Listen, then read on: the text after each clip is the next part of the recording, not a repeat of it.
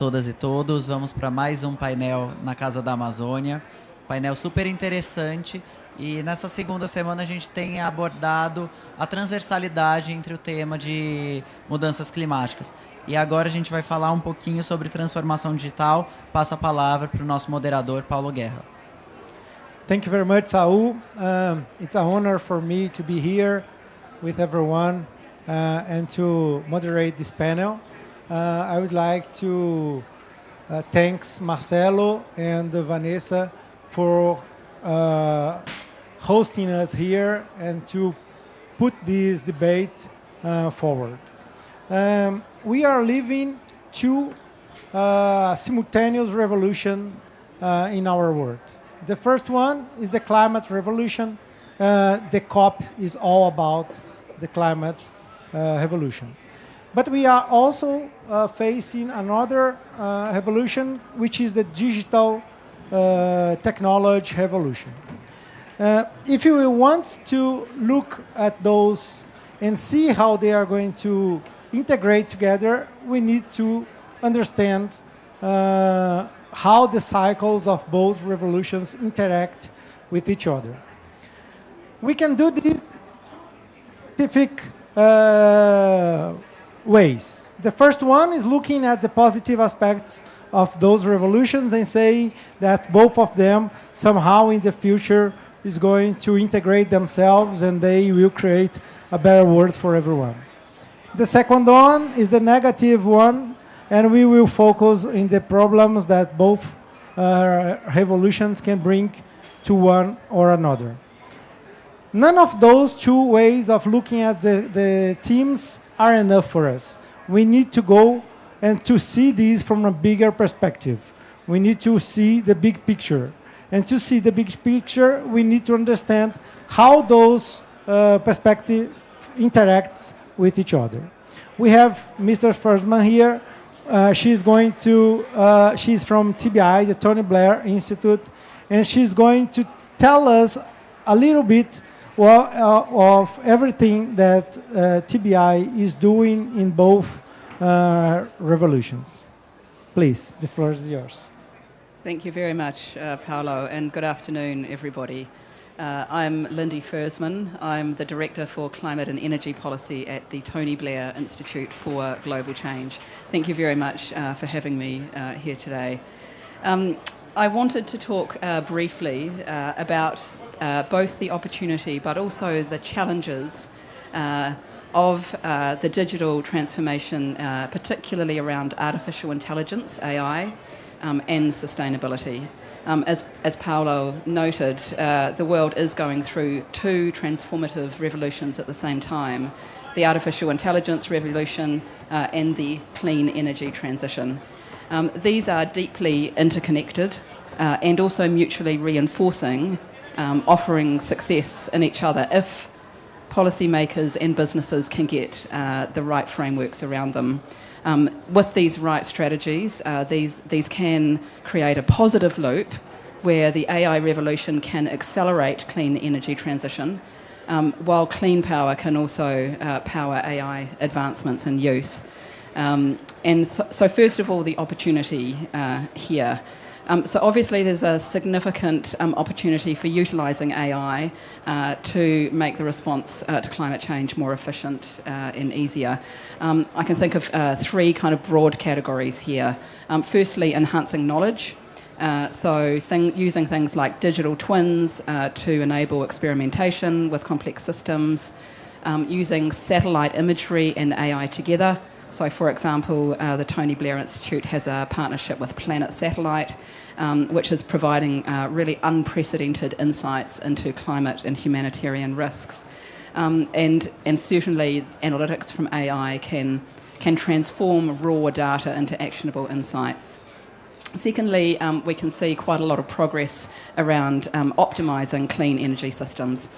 So whether that's demand response optimisation, algorithms predicting peak energy, demand and adjusting usage in real time, whether that's energy efficiency improvements we're seeing in terms of AI, analysing energy consumption in buildings and factories, and identifying inefficiencies and enabling corrective actions, or in grid stability and forecasting, so using AI models to predict fluctuations in energy production from renewable sources such as solar and wind, and allowing utilities to really better manage supply and demand. And then I think thirdly, the use of AI in accelerating breakthroughs, new solutions, new products to help the discovery of climate solutions. So really, I guess the key message here from me is the opportunity that AI brings, along with other digital solutions, for really transformative opportunities in sustainability for both companies and public institutions and government.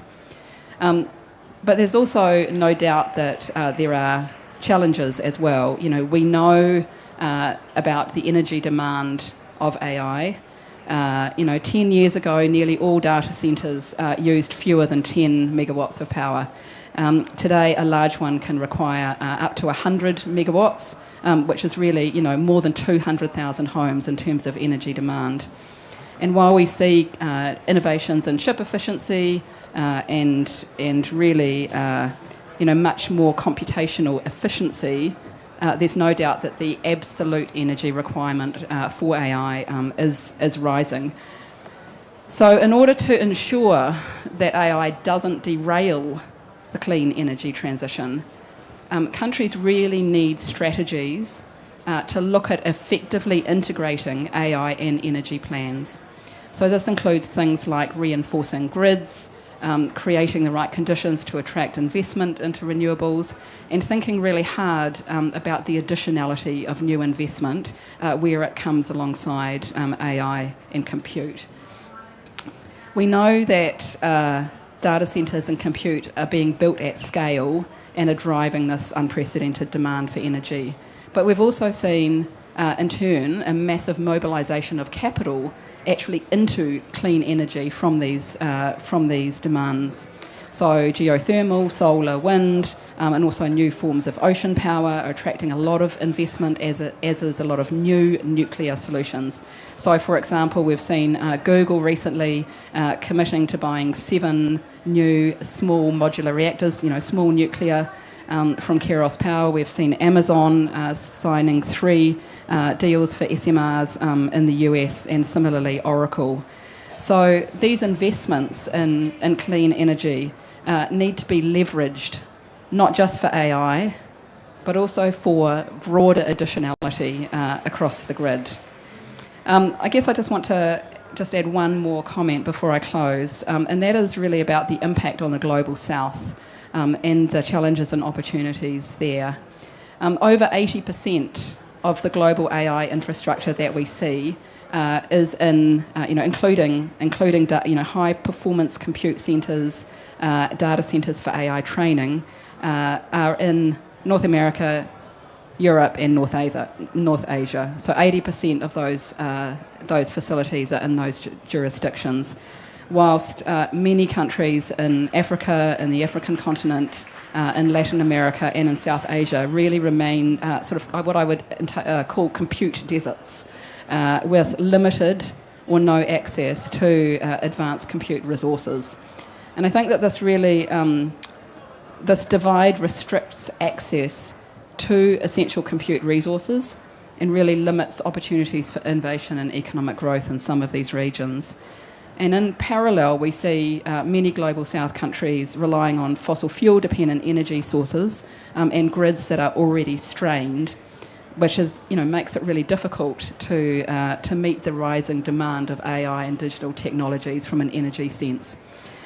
So I think unless we pay attention to this, we're going to see this lack of energy together with the lack of compute having the potential to hinder the scalability of AI and digital solutions, and a potential widening in the global and economic divide between resource-rich regions and those with more limited infrastructure.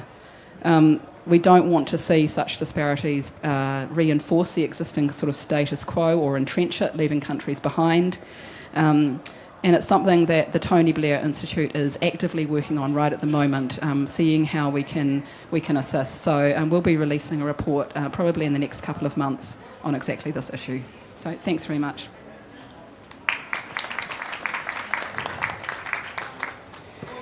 Thank you very much, Mrs. Fursman. You mentioned 2 points that I found very interesting. The first one, the needs to a strategy that is going to make things better. And the second one, that 80% of the structure is in the north, right? We also mentioned the challenge of energy here. And the problem of energy is not a problem of quantity, right? When we check the numbers, we see that all the world together consume 17 million gigawatts per year of energy. But only the sun offers us 1.4 trillion gigawatts of energy per day. So the problem is much more about on how we increase the renewable energy share in this market, and much more also in how we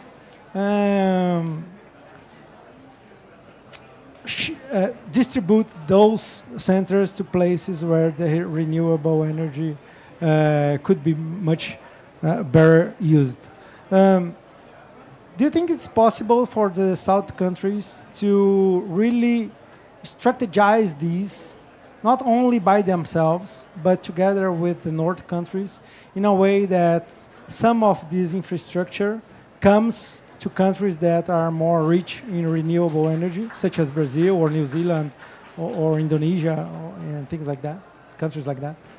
Thank you for those questions. And yes, I am from New Zealand, in case you couldn't tell. So in terms of your first question, the need for governments to think about the integration of these strategies together, I think that's absolutely right. And I think really that there are two barriers that we've seen in terms of governments being able to do this. One is a lack of data, a lack of context-specific data. And the second is a lack of understanding and expertise and trained personnel in government to do this.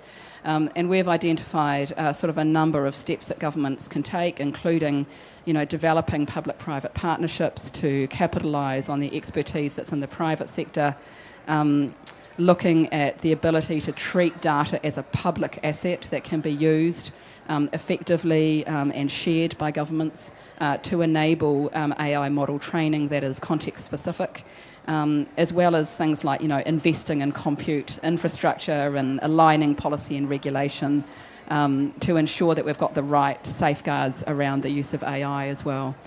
In terms of your second question about the distribution of renewable energy, absolutely, I think there is huge opportunity here for partnerships, both between countries and between public and private entities. We have definitely seen many very significant investments in energy infrastructure coming from the private sector, not only in SMRs and new nuclear, like I mentioned, but much more broadly as well. And I think dialogues with those entities that can ensure there are also additionality benefits for local grids will be a really key part of enabling countries like Brazil to make the most of their renewable assets that they have and to continue to build those out given the increased demand we're going to see. Thank you very much. Mr. Handema now is with you. You as a representative of a tech company, I would like you to share with us what are the challenges that you face there and how you are dealing with those challenges at TikTok. Okay. First of all, thank you for the invitation. I'm very excited to be here, sharing a little bit more about TikTok. Let me introduce myself. My name is Handemba. Handemba is a name from Angola. I born there, but I grew up in Brazil. I grew up in São Paulo, and I'm based in Brasilia right now. I've been at TikTok for almost 4 years, a little bit more than that, and always working, leading the corporate social responsibility initiatives, which basically cover 4 main areas. Digital well-being, with some combating misinformation initiatives, promoting mental health, diversity, looking for underrepresented groups, entrepreneurship, and also environment. And for environment, we have we have a lot of challenges, but TikTok became a very important space for conversation about climate change, about environment, about educational content. For example, TikTok brought one creator that teaches people how to implement good practice about promoting good habits in terms of mental health, environment. We also have creators that are sharing their daily routine using reusable materials. We have like someone that collect garbage and do lives how he sell that, and also he continue his daily routine using garbage and collecting reusable materials. So TikTok has become this space where anyone can use the creativity to show how we can promote a more environment practices. And our main commitment as a global company is to reduce 90% of the emissions of carbon by 2030. And we launched this commitment last year. And along with this commitment, we also are balancing the 10% remaining with carbon offsets, high quality carbon offsets. As also part of this global commitment, we are working in implementing a renewable electricity energy. For example, a new data center in Norway is running 100% with renewable energy. And this is part of a committee for 2030 and also supporting the global chain. So I want to address like four main topics. This is one that I mentioned, this global commitment, and the second is how we combating misinformation. We launched a new guideline to identify misinformation, and we are working the product. For example, if you look now at TikTok and you open the app and look like and try to research climate change is fake, it won't appear anything. This is how we are trying to not promote this kind of misinformation. And we are also partnering with some organizations that can help us to promote educational content. For example, we set a partnership with UN Verified. Last year, we're now renewing this partnership for this new period until COP30, where we're going to have a network of trusted messenger, a network of creators that will be sharing good information, reliable information about environment, reliable information about COP30, about good practices. So they will be creating along the year with reliable and also training people to have more reliable information related to this kind of content, this kind of topic. So this is what I've been doing in terms of partnering and tackling misinformation, because this is an important challenge we have as a tech company. And for the local, specifically for Brazil, where I've been managing this kind of partnership, we've been doing campaigns, but combining with restoration ecosystems. For example, when Gilberto Gil, a very important singer, he opened his account at TikTok, he wanted to promote an environment topic. He was relaunching the music Refloresta, and we made a campaign where for each video made with Gilberto Gil music, TikTok would plant a tree. And along 1 week, we had like 40,000 videos made with the video of the Gilberto Gil. And we planted 40,000 trees in with a partnership with Instituto Terra. So these kind of initiatives we've been doing to promote not only good content, but also supporting a local strategy in Brazil of reforestation. We did a similar campaign with the hashtag Uma Só Terra, and that was made in 2022. And we use it, we promoted for each video made at the hashtag Uma Só Terra, TikTok would plant a tree. And we got like 140,000 videos made in 1 week, sharing educational contents, mostly of the videos. We have also other partnerships where we use this hashtag capability to give visibility for the issue. For example, in Mexico, we have a Creators of Tomorrow. We have a network of creators focused on environmental as well. So this is how we also create a strategy to support the strategy to spread and raise awareness about what is happening in terms of climate change challenges. And the last topic that I want to mention is like we've been also partnering with COP20, with UN since COP26. We started like trying to reach a global audience in COP26. In COP27, we tried to raise voice more about specifically in Africa, and also trying to reach a more global audience as well. In COP28, we increased our presence on the ground, and now with COP29, we increased our creators' engagement to bring this reliable content about climate change and the environment. So this is how we've been trying to face these kind of challenges as a tech platform, like focus on creating global commitments to tackle misinformation, to set good partnerships, and continue to raise awareness about the challenge we are facing ahead.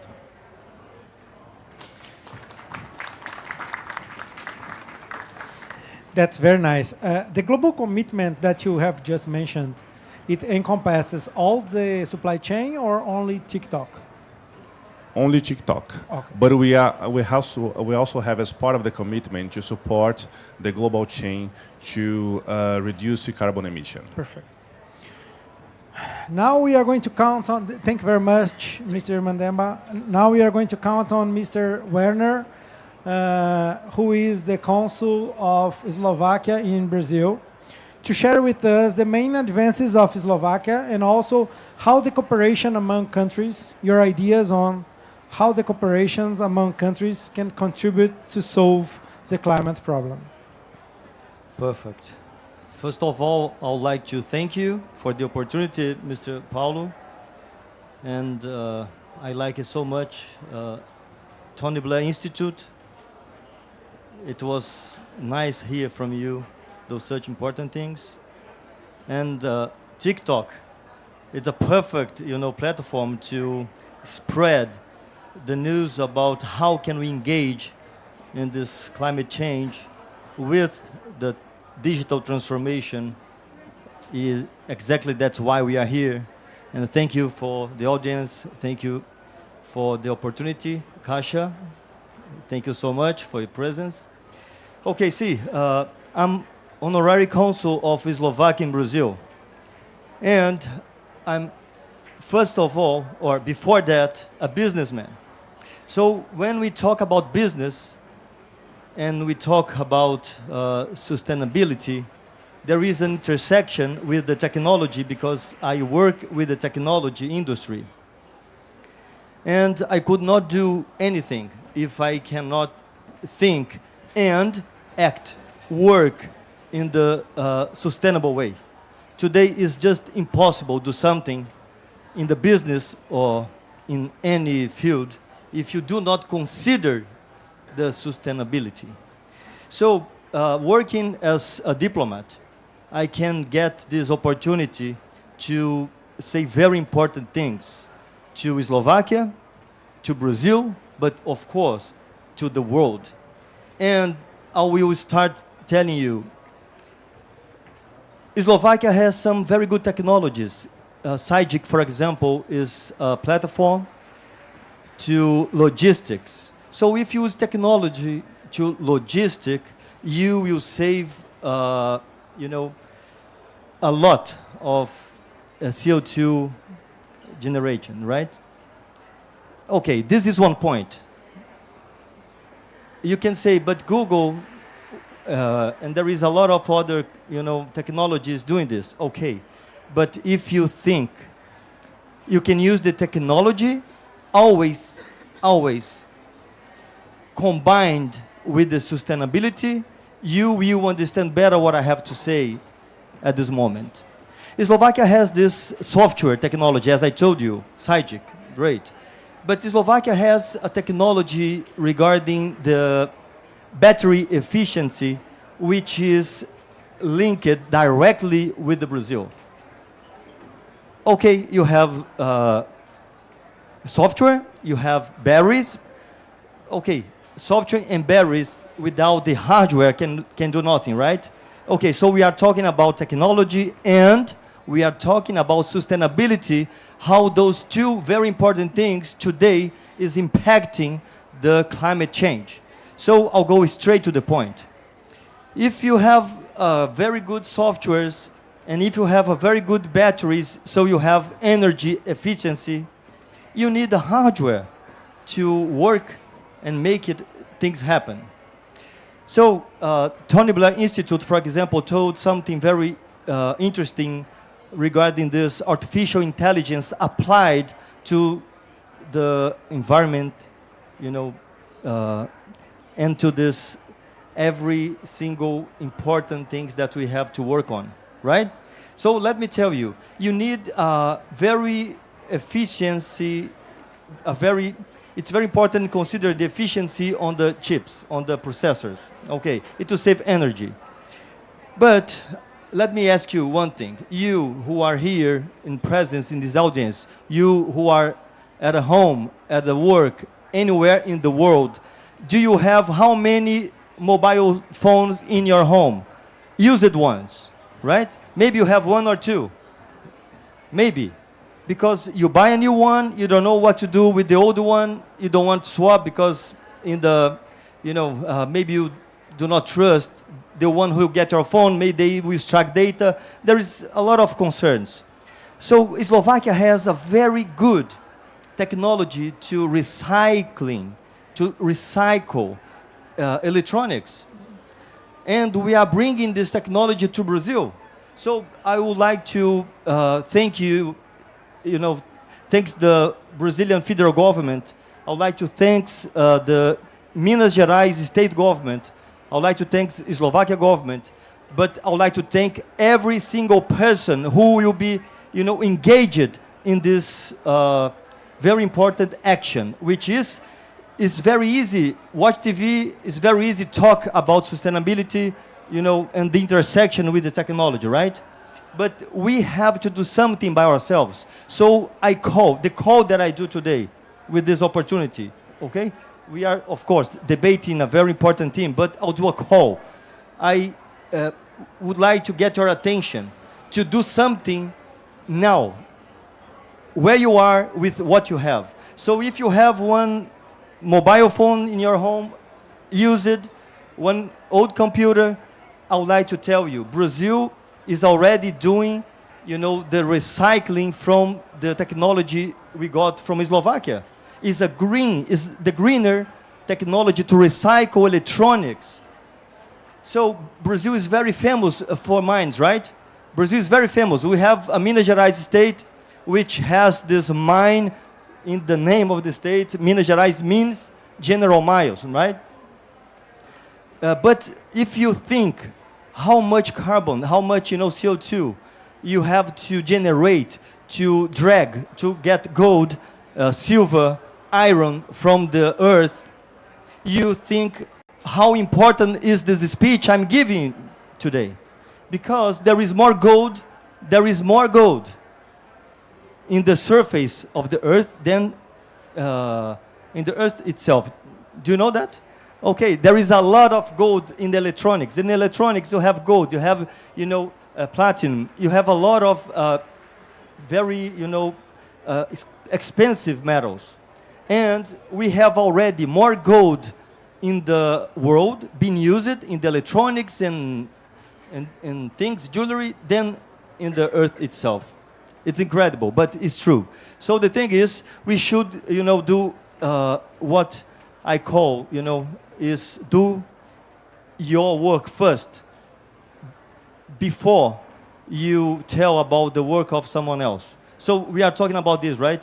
When I heard about what the TikTok is doing, and I saw some TikTok videos, Yes, maybe in the end of this, speech, I can make a dance to the TikTok, to call, okay, let's everybody together do and save the world, doing what we can do now with what we have in our home, in our work, right? Get your mobile phones and give to, in Brazil, if you are from Brazil, we have the IBGS, it's Instituto Brasileiro de Gestão Social. IBGS is the institute which is working with the Slovakia technology to recycle electronics. So we can do with the TikTok a campaign, I don't know, to say, okay, if you do donate your used phone, your computer to be recycled, we will plant a tree, right?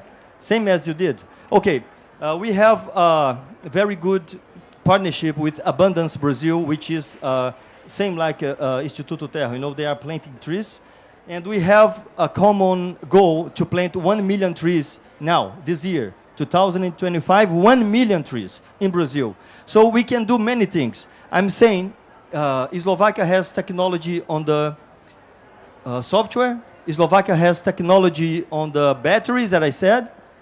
And in Brazil, we have one of the biggest mines of lithium, which is the main, the main raw material to do the batteries, which runs Tesla cars, which runs, electric vehicles like eVTOLs. So see, electronics, technology, and environment, and sustainability, and climate change has everything, in the same, moment to be done. We have to work together. We cannot think I'm from the technology industry, and to me, the way to save power is generate, the solar energy. It's not enough, right?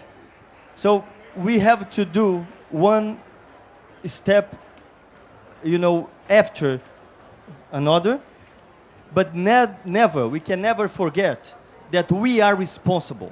We are responsible to this climate change. So I am very, how can I say, empathetic. I mean, we got a very big problem in Rio Grande do Sul state with the, waters, you know that? And we saw the same thing happening where? In Spain, Europe. More than 200 persons, died there. Why? Because of this climate change problem. It's serious. So we have things to do. And the intersection between the technology and the sustainability and the climate change, everything is connected. Everything is combined, and we cannot separate it. So, as you asked, Mr. Paulo, Slovakia is already, is already cooperating with Brazil in the government level and in the business level to do this technology transfer of more efficient batteries. So we are trying to do partnership with Minas Gerais state, where the lithium is there, to make the batteries more efficient. Number one. Number two, we are working together with the IBGS to do the recycling of electronics. It's a technology from Slovakia that we are bringing to Brazil, and we are doing this, okay? And the number three, and maybe the number three is the most important one, is we cannot do anything just in the government level, in the institute level, or in the digital platform level, if the person, if the population, if every single one do not understand this call and act in this direction to do themselves what they can do. And okay, I just gave an idea, is starting recycling your electronics. You do somehow, something to really help this intersection of technology and digital transformation, because without hardware, without software, there is no digital transformation, and the climate change. So I think I have a lot of things to to say, but I think if you get these 3 points, right? And cooperate with the IBGS in Brazil, or Abundance Brazil, or Tony Blair Institute, or TikTok. If you think, how can we cooperate with those institutions? You will somehow do your level best to yourself, give your part to, let me say openly, save the planet. It's not wrong to say that, because maybe too much, right? But if you don't do your part, you are contributing to, destroy the planet. That's it. I'm a businessman, again, okay? So I am a business-driven person, okay? In a diplomatic field, I cannot say many things about government, what this government should do or the other one. But as a person, I can tell you, we can do something. If we start from our home, donating our electronics to be recycled. That's it. Thank you very much, Mr. Paulo, for the opportunity. I thank you, Mr. Werner. You mentioned a very important topic, which is the electronic waste recycling. And you already mentioned that there is a project between Brazil and Slovakia in this issue. Do you see any other area or field in which Brazil and Slovakia could cooperate more in a perspective of bringing more sustainability to both countries? Yes, see, we have, for example, this recycling, which maybe is the motive to explain to you or to answer you this straight question, okay? When you are recycling one electronic, you are not doing the mining, right? Which Brazil is very famous to mines, right? To export iron and so on. And when you get iron or gold or whatever and send to another country, the CO2 generated is incredibly, almost unmeasured, right? You cannot measure. It's very, very big. The quantity is so big. So what we are doing in Slovakia and Brazil right now is the second thing. We are doing AI. So mentioning that's why I said the Tony Blair Institute said something very interesting. We are doing an AI, artificial intelligence, based in we call computer vision, right?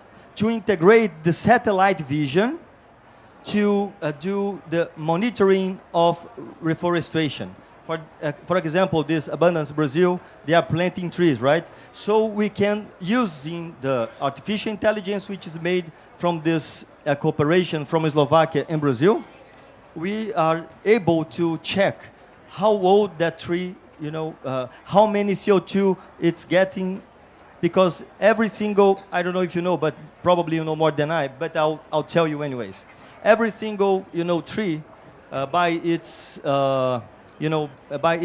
let's say, quality, right, has the total amount of CO2 getting, based in the size of the tree. You know that, of course. So this satellite with this AI can tell you exactly, based on the computer vision, exactly, how much CO2 is, getting. I mean, it's compensation, right?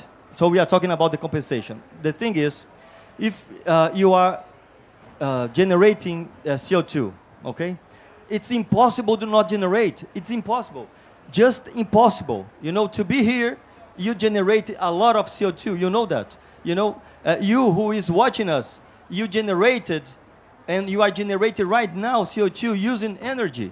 So it's very important to tell this. What you can do? You can compensate. How you can compensate? You can compensate planting trees. But you say, but I don't know how to plant a tree. That's why we have this, very important partnership with the Abundance Brazil. Because if you don't know how to plant the tree, you can get the institution who plant the tree for you, and you can use the technology to monitoring your tree and say, oh, my tree is there, and everything's so perfect. We can talk now. I don't know if I'll have more time to talk. I'll not. Okay, no problem. So I'll finish now. But anyways, I'll try to put on my, Instagram is renatowerner.official. I'll try to put the link there. with this information, which may be very, very important to every single one who is watching us. Thank you very much, and I'm sorry about so long answer. No problem, no problem at all. Thank you very much, Mr. Werner. We are very honored to have here with us today Mr. Saab, who is from Caixa, a Brazilian bank, actually the bank of all Brazilians, right? And I would like to ask you, Rogério, how Caixa is leading those two revolutions, how Caixa is dealing with those two revolutions, and if is there any external support Caixa is offering governments or companies or people in those two issues. Okay, perfect. Thank you for having me here. Thank you for the invitation. As I'm still having problems with the jet lag, so I took some notes here so I won't forget to say anything, right? Especially the figures, which I don't have fixed in my mind yet. But we are talking here especially about dematerialization. And I used to read a speaker called Peter Diamandis. And dematerialization is one of the 6 Ds he brings in a perspective of abundance. But he also brings it in terms of how technology could solve the problems that that in terms of environment that is brought to us, including those arose from the implementation of the of technology itself. As Ms. Fersman brought us, the consumption of energy, for instance, right? So, as you said, Caixa is a government-owned bank, and we've been working with Brazilians until so far. We are an institution of 163 years old, and we are specifically we have a area which is specifically focused on sustainability and digital citizenship, which is kind of different from other banks that work in the market, because that's our aim. Our aim is to focus on Brazilian people. So in this area specifically, we manage a app which supports 41 million people, 41 million low-income customers, and it works with, in terms of a bank, it works also with financial inclusion and also financial education. Within this app, you can find whatever the population needs in order to include themselves in terms of financial. And it was really important during COVID crisis, because we implemented the payment of the Corona voucher that runs in Brazil in 2019, 2020. And without this app, which is nowadays it's evolving to become a platform, a citizenship platform for digital inclusion. So we managed to include 100 million people during COVID crisis, so they could have the money to eat, because they didn't have it at that time, right? So we can say that it was the biggest financial inclusion that happened in Latin America by that time, and maybe the biggest movement in this way that happened in Latin America since then. And as I said, it's evolving to become a platform that will give access to population to digital services. And as we are saying here, it's not only a matter of including people, including services, digital services to the population, to the citizens, but they also have to be included digitally speaking. So if you don't do so, it's pointless to give access to people, to give services to people digitally, if they don't know how to deal with the digital world, right? On the other hand, and you might think that I'm reading, I'm not. I'm just checking my notes, okay? On the other hand, also Caixa is supporting the government as well, especially municipalities with their digital transformation. The challenge here is huge in terms of infrastructure, especially because we have a big asymmetry among all the states and among all municipalities. We have a variety of development in terms of infrastructure, digital inclusion as well. So it's not only a matter of channeling the money for whoever needs it. We also have to include and give technical support to these regions within Brazil, which is a part of Caixa role as well, and we are doing it. So we just managed to raise with the World Bank right now $5 million, and we are channeling this money towards this purpose of including municipalities in the digital world, and it would be letting them be available for the digital inclusion, and as well this law, and it's called FINISA Digital Transformation, and it also includes technical support for public managers as well. So as you can see, Caixa is, as a public bank, as a government-owned bank, we have a different role from all the other banks that are in the market. We are focused on including people in the financial system, and also we are concerned about how the impact of its work and its role is how it's facing the problems that we have in the environment as well. So we did that so far, and hopefully we will improve our role for the next at least until 2030, because we have an environmental agenda which is very strong, and hopefully we will be able to achieve what we are expecting to see, which is the prosperity of Brazilian people.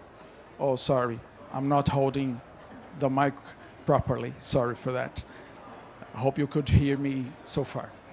And well, but that's it. We are a partner of the government, of Brazilian government, and hopefully we can do more than we did so far. And we are here to help Brazilian citizens. That's it. Thank you very much. Thank you very much, Rogério.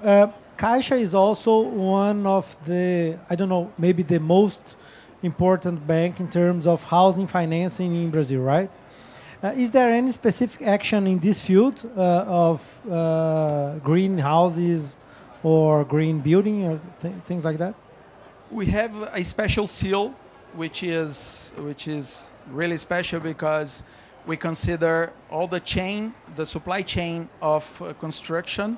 When Caixa gives this seal to the company that is responsible for a building, and also we have loads of initiatives in terms of social habitations, right? So, as you said, we have almost 70% of the market so far, and as I said, our focus is on the low-income clients, low-income people, and low-income citizens. So definitely we'll see in the next years, mainly in this set of people, we'll see a lot of initiatives that will bring and reduce the habitational deficit that we can see in Brazil today.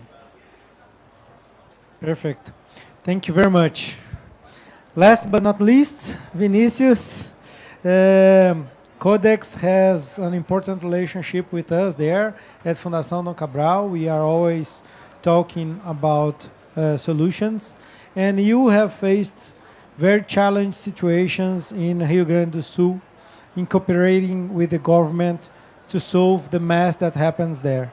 I would like you to share with us how you use technology to make the response for that crisis so effective as it was. Please. Good. Thank you, Paulo and FDC. Good afternoon to everyone here in Baku and to the watching online. I am Vinicius Santos, Business Director at Codex, a company that develops digital platforms from data governance and for climate change and environmental. I have a presentation in Portuguese that illustration the prevention, response, and recovery platforms that we developed for governments of Rio Grande do Sul and the City Porto Alegre. Sorry, my fellows panelists, but we will be presentation in Portuguese to cover more details. Ali nós temos a nossa Porto Alegre com a representação da parte de tecnologia e uma simulação digital twin com um 3D, onde a gente mostra um pouco da inundação, né, às margens do Rio Guaíba, e nós tivemos a oportunidade de fazer o dimensionamento dessa crise climática. Ok. Nós fizemos o desenvolvimento dessa plataforma baseado no framework de Sendai. Utilizamos ali a referência do escritório da ONU de redução de desastres, que o framework trabalha com as fases de pré-desastre, durante e pós-desastre. Paulo, quer que aguarda? Quer que aguarda para ela? Não, pode ir. Ok. That's good. Nessas fases, então, a gente fez uma segmentação dessas plataformas para atuar tanto nas fases de preparação, quanto durante o desastre e pós-desastre.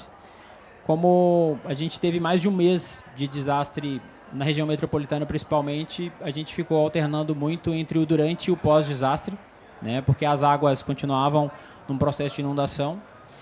E para isso, no framework Sendai, existem algumas prioridades, dentre elas a compreensão do risco, né, uma primeira prioridade. Uma segunda prioridade é o fortalecimento da governança, o investimento que a administração pública tem que ter na redução do risco e a melhoria na preparação.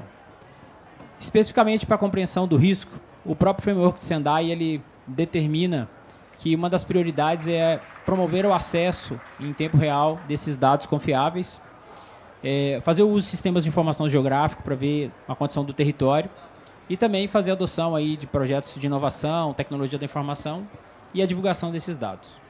Além disso, melhorar também o acesso e apoio a essa tecnologia.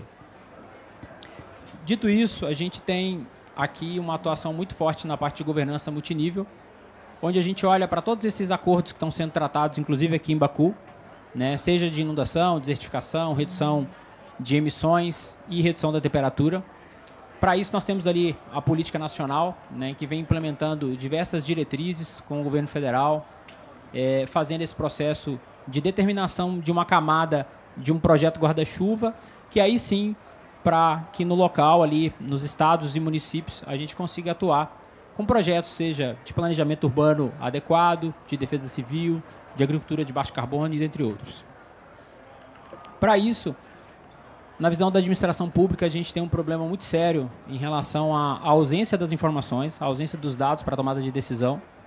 Processos manuais, né, ainda existe a gente vê muitos países com processo de modernização bem avançado, mas no Brasil a gente tem um processo ainda muito manual, principalmente nos estados e municípios. Serviços não digitalizados, muitas vezes a gente tem uma tomada de alguma informação, algum dado, mas muitas vezes ele não está digitalizado. E acredito que parcerias como o TikTok e outros podem nos apoiar nesse processo de digitalização.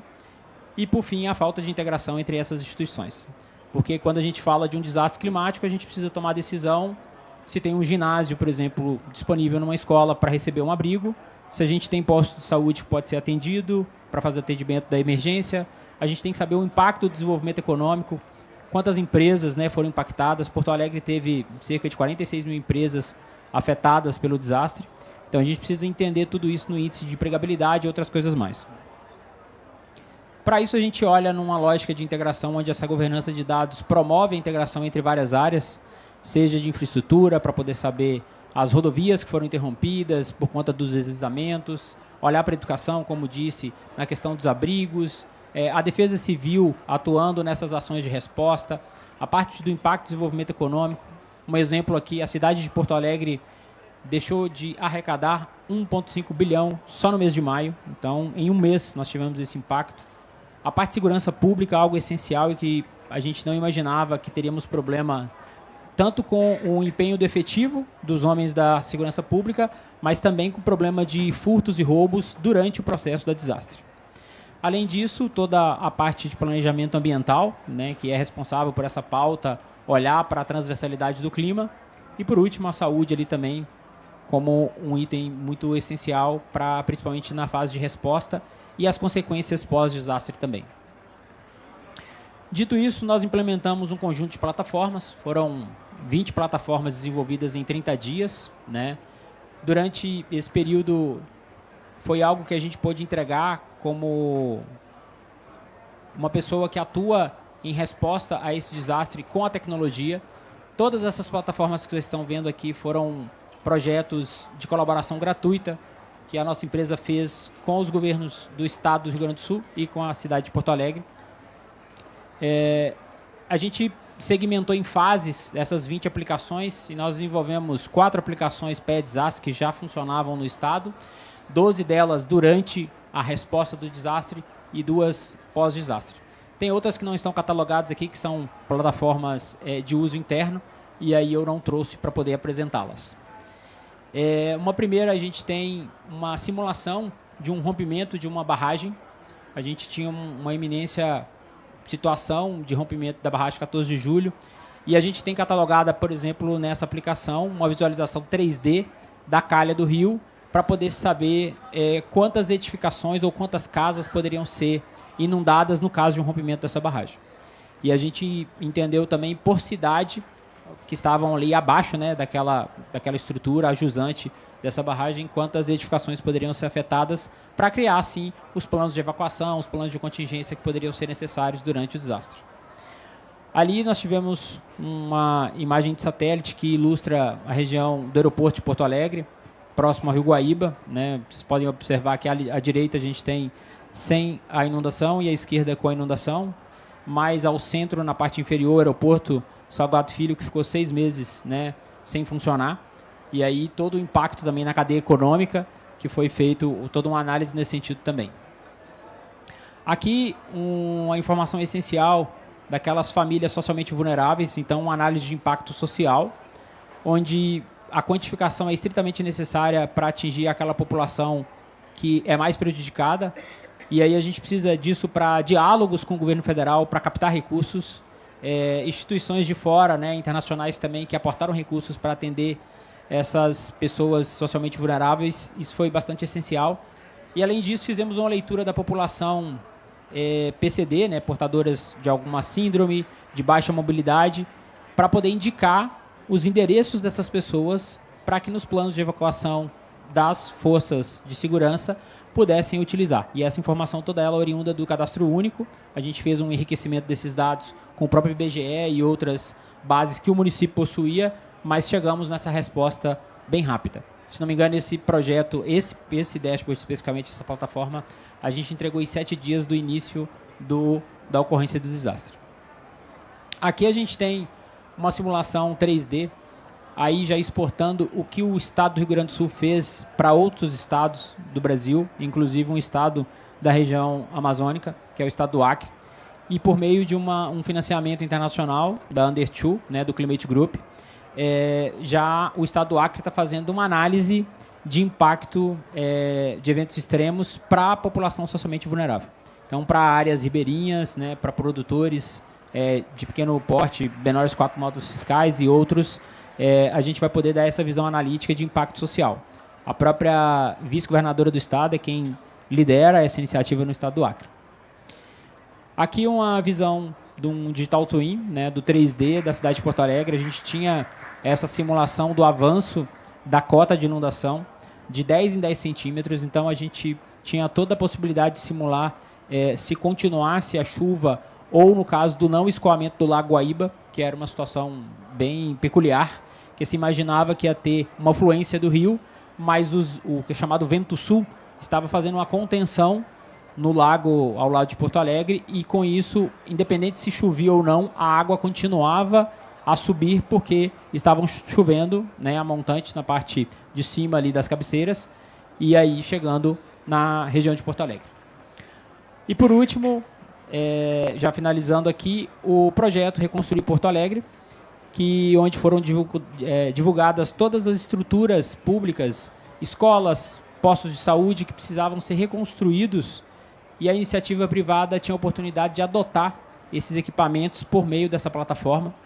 Foram mais de 40 milhões captados nessa plataforma. Uma única escola captou 7 milhões de reais, né, patrocinado por uma grande empresa no Brasil. E o principal entrega desse projeto era que a ideia não era que o recurso entrasse para a administração pública para não seguir todo o rito licitatório, e com isso demoraria mais tempo para poder fazer a reconstrução daqueles equipamentos públicos. Então a gente teve uma facilitação disso com a própria adoção direta da iniciativa privada. Aqui nós temos também uma outra situação de uma plataforma de dimensionamento de danos usada em Manaus, né, no estado do Amazonas, que ali a gente teve uma realocação das áreas próximas ao rio, de famílias que moravam numa área ribeirinha e que foram realocadas para conjuntos habitacionais criados justamente para destinar essas pessoas que sofriam com enchentes e outras questões nessa região de Manaus.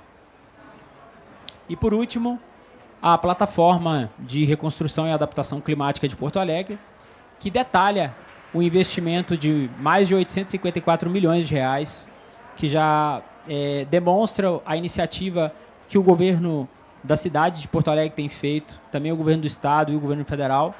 E isso a gente tem uma segmentação desses dados em eixos temáticos de infraestrutura, de adaptação climática, de transformação urbana, habitação e a parte de impactos econômicos e financeiros. Esse projeto aqui foi lançado na COP na última semana, então bem uma novidade aí disponível para acesso. E por isso a gente, né, consegue entender que por meio de dados e tecnologia a gente pode sim acelerar a implementação dos acordos climáticos que são discutidos aqui na COP. Obrigado. Thank you very much, Vinicius.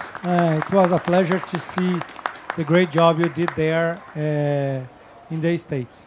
Well, I would like to thank everyone, all the panelists for coming and talking to us, everybody that stayed here, stood here all the time, listening. Thank you very much. See you at COP.